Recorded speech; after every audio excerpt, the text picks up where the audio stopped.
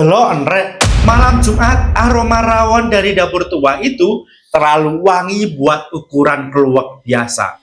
Kuahnya hitam legam, kental kayak rahasia yang disembunyikan. Katanya setiap rebusan bumbunya dicampur darah ayam cemani. Biar warung itu nggak pernah sepi, meski doa-doa di sekitarnya sudah lama berhenti.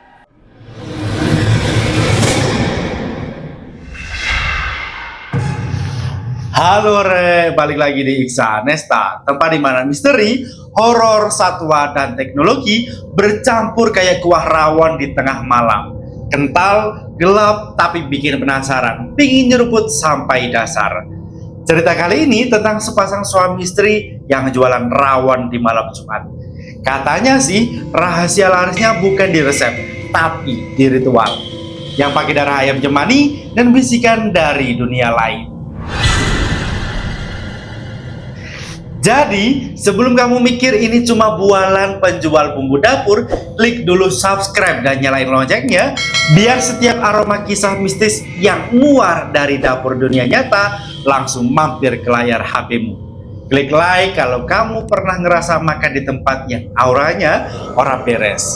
Tulis komen kalau punya kisah ganjil soal rezeki yang tiba-tiba deras tapi aneh. Dan share cerita ini ke temanmu yang masih mengejar laris tanpa mikir berkah. Karena di sini yang hitam belum tentu keluar dan yang harum belum tentu berkah.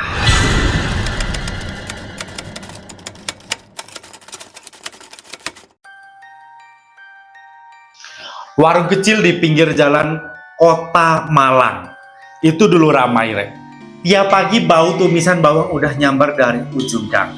Tapi sejak jalan baru dibuka, pelanggan malah pada lewat tanpa nengok. Warung rawon legenda baru, berubah kayak warung nostalgia.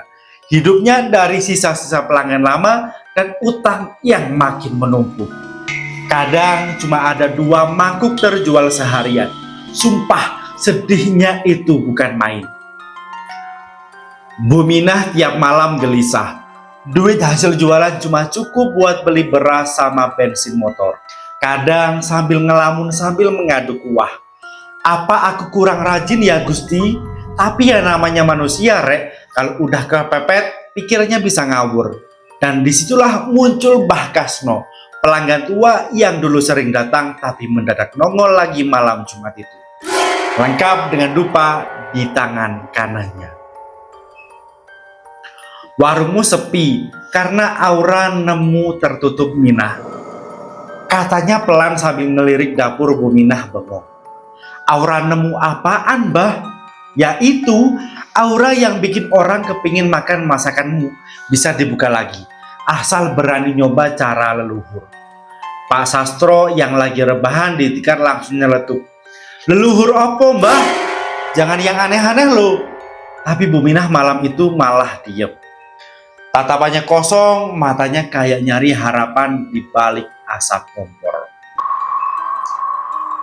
Malam berikutnya Bu Minah diam-diam nuruti saran Mbah Kasno. Ia beli ayam cemani, ayam hitam legam dari paruh sampai kakinya. Katanya darahnya kuat buat buka jalan rezeki. Tengah malam ia sembelih ayam itu di belakang warung. Darahnya ditetesin ke panci rawon pertama, sambil komat kamit baca mantra yang gak sepenuhnya dia ngerti. Bau amis campur keluak menyebar, tapi entah kenapa aromanya malah kayak menyenangkan. Pagi harinya warung itu tiba-tiba ramai. Orang-orang datang silih berganti. Padahal gak ada promosi apa-apa. Kuahnya katanya lebih gurih dan dalam. Ada yang sampai bungkus 3 mangkok buat dibawa pulang. Pak Sastro seneng bukan main. Sampai nyeletuk, lah iki baru rawon, bukan rawon nyesek dompet. Mereka gak sadar, sejak pagi itu ada suara kokok ayam terdengar dari belakang warung, padahal ayam cemani itu udah lama jadi lauk. Dan mulai hari itu pula, rezeki mengalir deras, tapi ada sesuatu di baliknya yang ikut bangun. Sesuatu yang menagih janji setiap malam Jumat.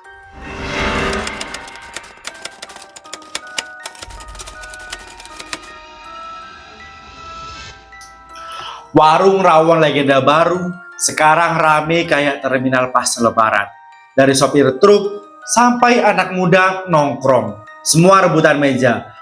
Bahkan ada yang rela nunggu sejam cuma buat semangkuk rawon. Bu Minah sibuk di dapur, tangannya nggak berhenti ngaduk panci. Tapi Pak Sastro mulai ngerasa aneh. Tiap malam Jumat, panci rawon itu selalu mendidih lebih dahulu. Padahal kompornya belum dinyalain. Loh, kok udah ngolak, Bu? Katanya bingung. Bu Minah cuma nyengir kaku. Ah, mungkin bekas panas semalam, Pak. Tapi dari tatapannya jelas ada sesuatu yang disembunyikan. Anak mereka, Reno, juga mulai ngerasa ada yang gak beres. Dia sering ngeluh kalau tiap malam Jumat ada suara orang ngobrol di dapur. Kadang kayak 2 orang, kadang lebih. Tapi waktu dicek cuma ibunya sendirian di sana. Pernah sekali Reno iseng ngintip dari balik pintu. Dan dia lihat ibunya nyiapin 2 mangkok rawon. Satu buat pelanggan, satu lagi ditaruh di lantai. Dia sempat mikir itu buat kucing liar. Tapi pas mangkoknya kosong, gak ada bekas nasi, gak ada ceceran, cuma bau amis darah yang nyengat. Pak Sastro makin gelisah. Malam itu dia sengaja pura-pura tidur di depan warung, tapi diam-diam ngawasi dapur. Jam 2 pagi, Bu Minah jalan pelan-pelan membawa mangkok rawon, terus menaruhnya di lantai belakang dekat sumur. Pak Sastro nyaris teriak waktu lihat uap dari mangkok itu bukan naik ke atas, tapi malah meluncur ke bawah tanah. Kayak disedot sesuatu, dan anehnya lagi, ayam-ayam di sekitar warung berkokok semua bersamaan. Tapi suaranya berat, serak, kayak bukan suara ayam biasa. Besok paginya pembeli tambah banyak lagi. Tapi di tengah ramainya warung, Pak Sastro ngerasa kayak ada yang ngawasin. Kadang pas dia nyedokin kuah, bayangannya di permukaan panci nggak sama, kayak gerak tubuhnya. Kalau dia aduk ke kanan, di bayangan malah muter ke kiri. Kalau dia nyengir, bayangannya diem saja. Sumpah, itu bikin bulu kuduknya berdiri kayak antara HP dapat sinyal setan. Malamnya Bu Minah makin sering ngomong sendiri di dapur. Pak Sastro akhirnya tanya, "Kowe ngomong karo sopo to, Bu?" Bu Minah cuma jawab pelan, "Aku cuma nyenengin yang bantu kita, Pak, biar gak marah." Pak Sastro langsung gemetar. "Bantu apa, Bu? Wong aku gak pernah lihat orangnya." Bu Minah cuma senyum kosong sambil terus ngaduk panci yang mendidih sendiri. Dan dari sela suara mendidih itu, samar-samar terdengar bisikan berat. "Janji belum lunas, Minah."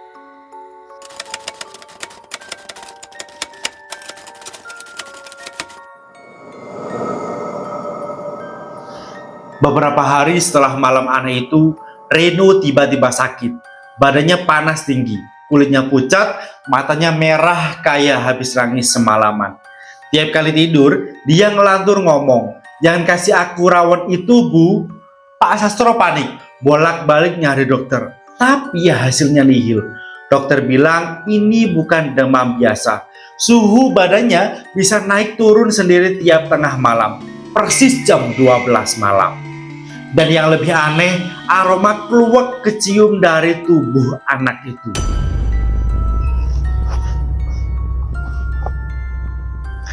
Pak Sastro akhirnya sadar, ada yang salah di dapur mereka. Malam Jumat berikutnya, dia mutusin buat ngintai lagi. Kali ini gak dari pintu, tapi dari jendela dapur.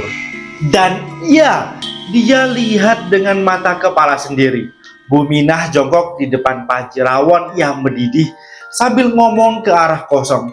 "Sudah ya, cukup bantuannya. Ambil saja aku, asal jangan anakku."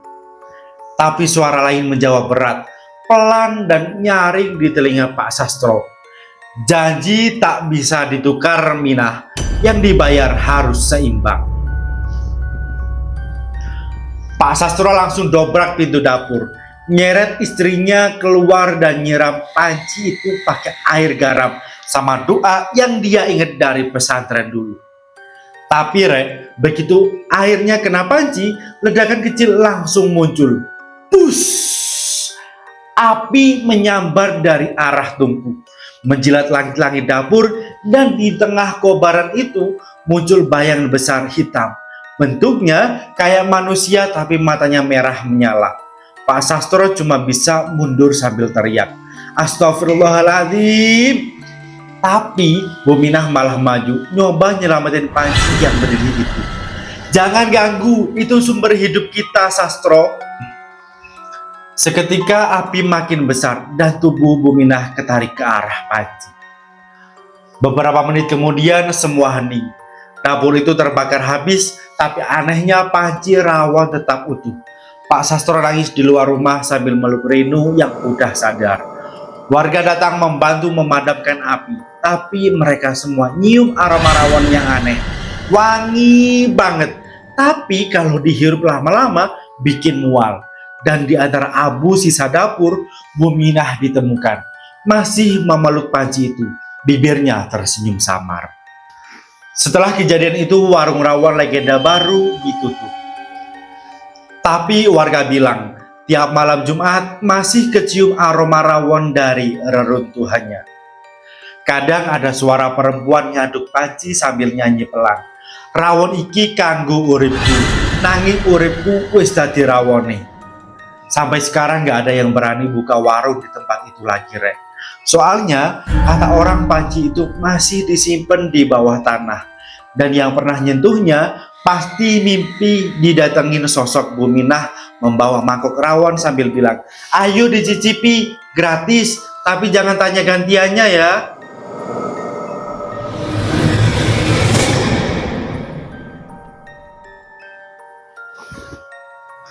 Kadang kita ini sibuk banget nyari jalan biar hidup enak. Sampai lupa kalau nggak semua jalan itu menuju berkah. Ada juga yang ujungnya cuma jurang. Tapi dikasih pemandangan indah di awal biar kita nggak sadar udah tersesat. Cerita tentang Bu Minah ini bukan sekedar kisah warung rawon, Rek. Ini kisah tentang manusia yang kalah sama rasa takutnya sendiri. Takut miskin, takut gagal, dan takut sepi. Padahal kadang yang kita sebut kepepet itu bukan alasan buat nyentuh yang haram, tapi ujian buat ngukur seberapa kuat iman kita pas lagi di ujung tanduk. Dan Bu Minah, ya, dia cuma salah satu dari banyak orang yang rela menjual doa demi dapat pelanggan. Lucunya, waktu hidup sepi kita nyalahin nasib, tapi begitu rezeki ngalir deras, kita lupa nanya, "Ini dari siapa ya?" Sampai akhirnya semua balik jadi debu. Dan yang tersisa cuma aroma dosa yang nempel di dinding dapur. Jadi ya, Rek, kalau nanti kamu makan rawon malam Jumat, terus rasanya enak banget sampai pingin nambah, coba istighfar dulu. Siapa tahu kuahnya dimasak bukan cuma sama tangan manusia.